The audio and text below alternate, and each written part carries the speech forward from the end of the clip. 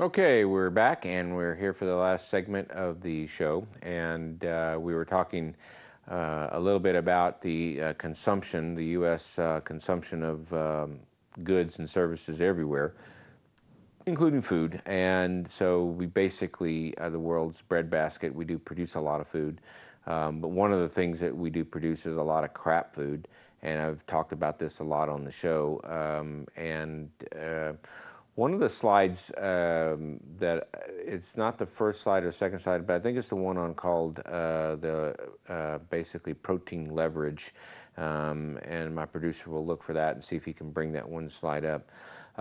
What this thought of protein leverage is basically the idea that the hypothesis is that your body is searching for a certain level of protein in its diet. And that when you go to the store and you buy empty calories in the form of what they call GMOs or genetically modified organisms, and trust me, we're producing a lot of food, but it's not very good for us. But that being said, your body is looking for the essential nutrients that, and I'll bring that slide up in a minute, but if we focus on this for that, in that the emptiness of the calories, meaning you will consume all of the calories you need to consume to get to what your body needs, which is 46 grams of protein. Why? Because you need essential nutrients. So let's go to that slide where it talks about essential nutrients. And one of those are basically because we can't make them.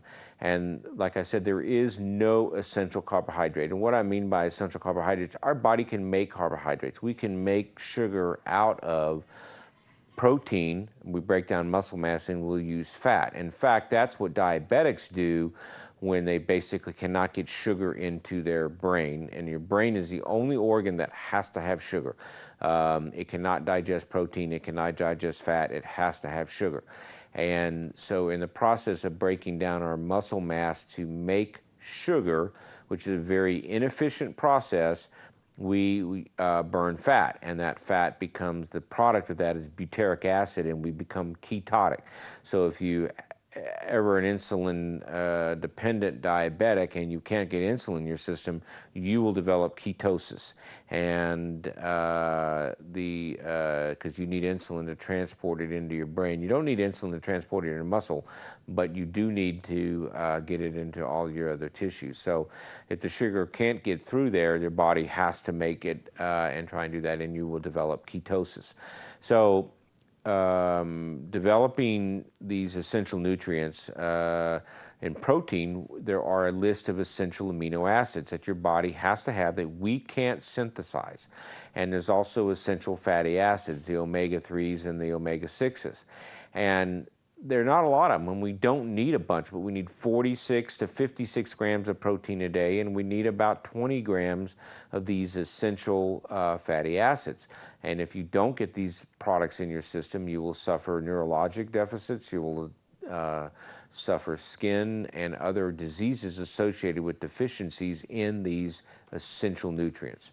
And so your body will eat whatever it needs to eat to grab that essential nutrient. Have you ever heard this is what the body is craving? And pregnant women will say, "I just got this craving for this. I've got this craving for that."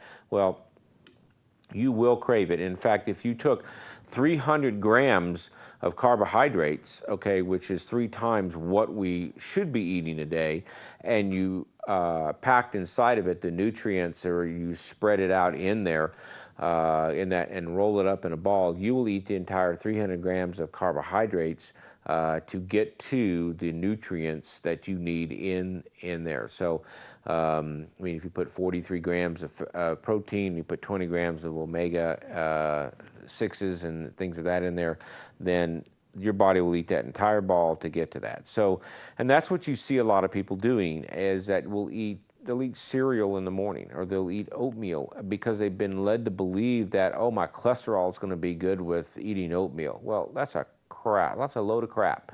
Your cholesterol is actually much worse because you eat that oatmeal. And the Cheerios thing, oh, it's good for your heart. I mean, my God, that's such a lie. But because we watch TV and because we watch a lot of TV, we believe that to be true. And it is the furthest thing from the truth. So if you give your body those nutrients that they're looking for in the morning, like be eating 3 eggs, and please, if you're a cholesterol patient, I understand cholesterol is high. I understand it may be genetically, the answer to take Lipitor, but don't worry about the eggs. They are the least culprit. You only absorb, and I've said it on the show, 25% of the cholesterol that you ingest. And so you're really absorbing very little cholesterol, but it has vitamin D, it has omega-6, it has omega-3s, plus it has protein. So it's loaded with the nutrients that you need. And you ought to do this and experiment yourself. Have some eggs. Don't have the carbohydrates in the morning that you've always been eating. Don't have the 2 pieces of toast and the banana and then wonder why you're just like ready to tear down the building looking for something to eat an hour later. That's what these things do. They drive your insulin level up, your sugar goes down, you feel like crap, and then you want to start eating. So we have Ray on the phone again. Ray. Yeah, Doc. Now I know why I watch your show. I thought Cheerios were great for everybody. I believe there was commercials and everything else. I don't eat a lot of Cheerios, but I was really convinced.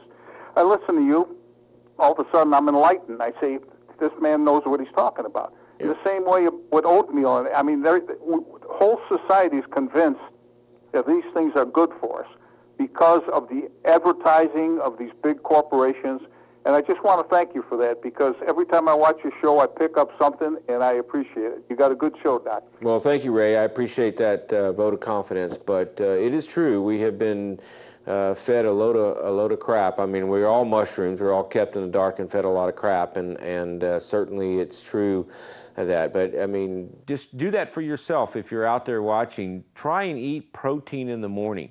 Try and eat something that's good, that your body is craving, the essential nutrients, and see what happens if you go hours without feeling hungry all the time, and that you're not ready to tear down like I said, the ceiling or the room to get to the refrigerator, and that promotes overeating.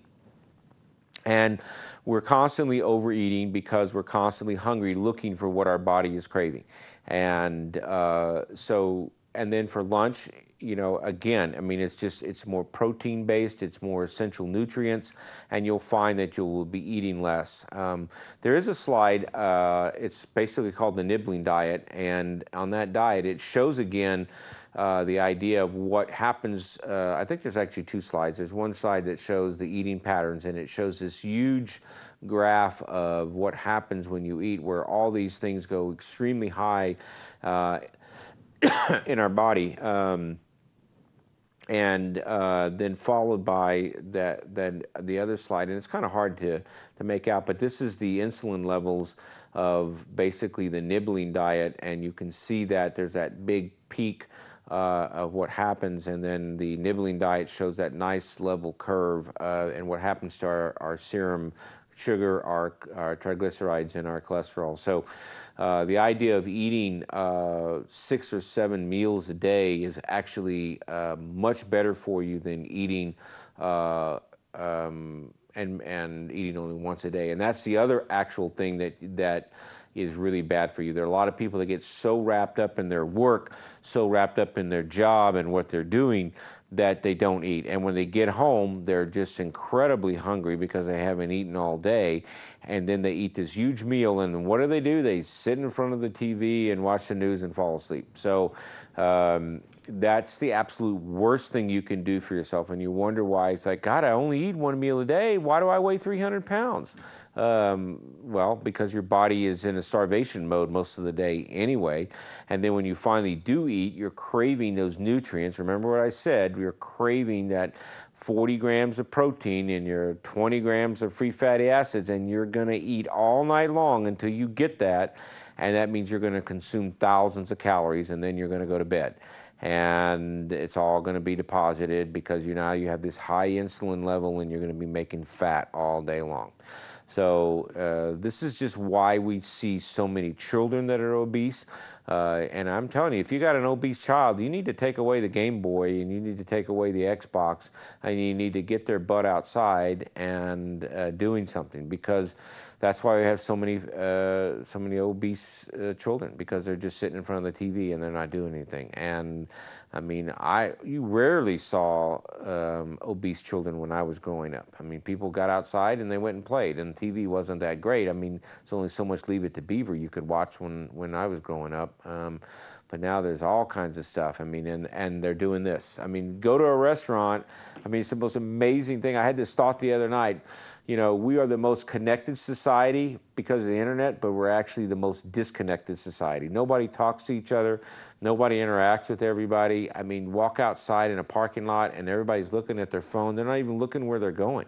And they run into people. I know I've been guilty of that myself, but I claim that I'm answering a medical page or something along that line, but no, that's just BS. But anyway, that being said, we're all very disconnected from each other because we're all basically glued to a small TV set that's right here, and that's very dangerous for us.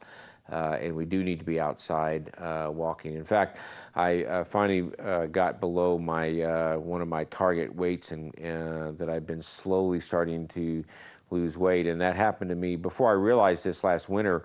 I had lost maybe about 13 pounds over the summertime and put it back on in the winter because I ate and I sat and I didn't start walking after I eat. Now this summer I've been on that program of walking after I eat, and I've lost about 15 to 20 pounds over the summertime, and continuing to use my thing to watch my steps and make sure that I continue to do that. So that's my lesson for the day. Just get up and do something after you eat, and eat more protein. Stay away from the empty calories, the sugars, the breads, the pastas. They're good to have every once in a while. Treat yourself, but don't make it a mainstay of your diet. I would much rather you spend a small amount of money on essential nutrients and essential products than waste your money on empty carbohydrates. And with that, I hope that was an interesting show tonight. I enjoyed it, and we'll see you hopefully here next week. Thank you for tuning in tonight.